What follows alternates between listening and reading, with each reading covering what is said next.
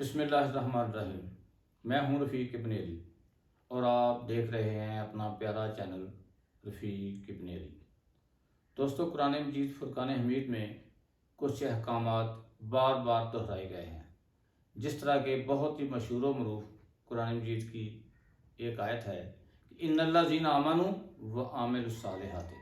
کہ ایمان لاؤ اور نیک عمل کرو، اچھے عمل کرو۔ تو جب ایمانیات کی ہم کرتے ہیں ایمان کی، تو ایمان میں ہمیں یہ بتایا جاتا ہے کہ ایمانیات توحید، رسالت، قیامت، فرشتوں پہ ایمان، کتابوں پہ ایمان۔ تو دیکھنے میں تو یہ گنتی میں 5 ہی لگتے ہیں، لیکن ایک ایک حرف کی، ایک ایک شعبے کی تشریح بہت ہی وسیع ہوتی جا رہی ہے۔ تو ایمانیات پہ ایمان مضبوط کرنے کے بعد ہمیں کہا گیا ہے کہ عمل صالح کرو۔ تو عمل صالح بھی ہمیں یہ بتایا جاتا ہے کہ نماز، روزہ، حج، زکوٰۃ وغیرہ جو نیک عملوں میں سب سے افضل یہ ہیں۔ تو میں یہ سمجھتا ہوں کہ عمل صالح بھی اتنا ہی بہت وسیع چیپٹر ہے، یعنی دین اور دنیا میں ہر کام جو ہم کرتے ہیں وہ اگر اچھے انداز میں اللہ اور اس کے رسول صلی اللہ علیہ وآلہ وسلم کے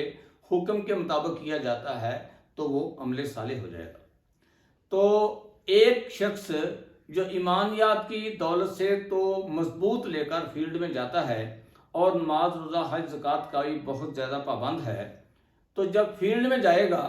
تو اس جو پہلی ہم نے بات کی وہ اس کو ہم صالحیت کہتے ہیں۔ کو صالحیت سے بھرپور ایک فرد جب فیلڈ میں جائے گا،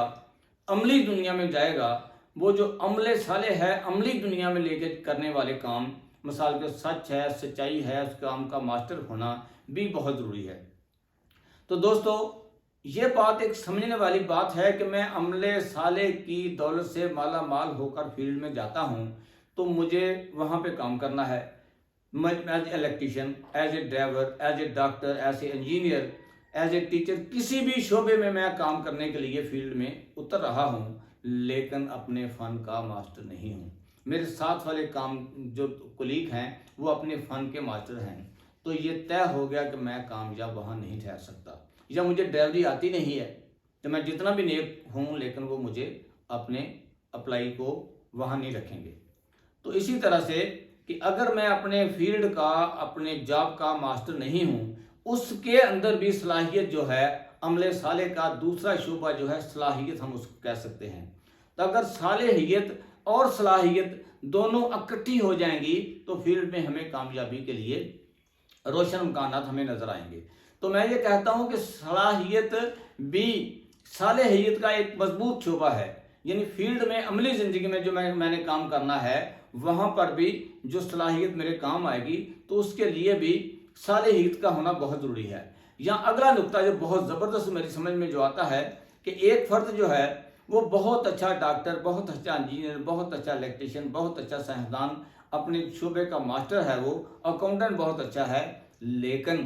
بے ایمان ہے، ایمان کی دولت سے وہ مالا مال نہیں ہے۔ تو اب دیکھنا یہ ہے کیا وہ کامیاب ہو سکتا ہے۔ ممکن ہے ظاہری دنیا میں وقتی طور پہ وہ کامیاب ہو جائے، لیکن یہ طے ہے کہ اس نے کل پرسوں کسی نہ کسی دن پکڑے جانا ہے، اور یہاں نہیں تو آخرت میں یہ پکڑ جو ہے اس سے تو وہ کسی وجہ سے بچ نہیں سکتا۔ تو میرے دوستو، ان دونوں صلاحیتوں کو، صالحیت اور صلاحیت کو ساتھ لے کر جو چلنے والے لوگ ہیں وہی کامیاب ٹھہرتے ہیں۔ تو ہمارے ہاں ہمیں دیکھنے میں کچھ ایسے لوگ کامیاب نظر آتے ہیں، صلاحیت سے بھرپور ہوتے ہیں، کرپشن کے وہ ماسٹر ہیں، تو ظاہری طور پہ ہمیں بہت زیادہ کامیاب نظر آتے ہیں، لیکن ان کی آخرت اور یہاں دنیا میں بھی ہمیں کچھ لوگ ایسے ملتے ہیں کو اس کی وجہ سے اعلیٰ صلاحیت کی جب نیگیٹو استعمال کرتے ہیں وہ، تو پھر یہاں بھی رسوا ہوتے نظر آتے ہیں، آخرت میں رسوا انہوں نے ہونا ہی ہونا ہے۔